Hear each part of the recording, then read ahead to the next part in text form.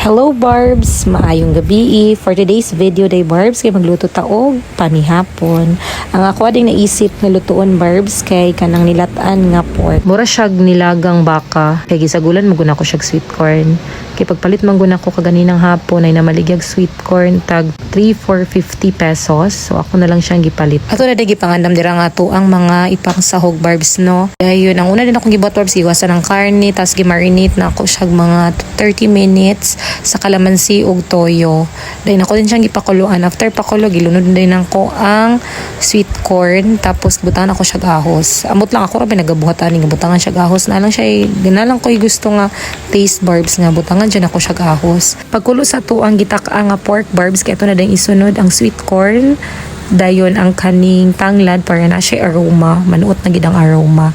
Pag human na nila Barbs kay nagbutang na pud ay ko og kaning bisol kay dugay-dugay maguni sila mga lata. So tugi na siyang giuna sabay sa karne, sabay-sabay sila sa karne og lata. Pag human Barbs isagol na day nato ang sibuyas, bombay og luya. Pag human Barbs, ato ading pakuloon, gamitin ako to akong gerbes kagahapon na sibuyas, dahunan Barbs. Iunan ako to yung rug stock, may tawagan na.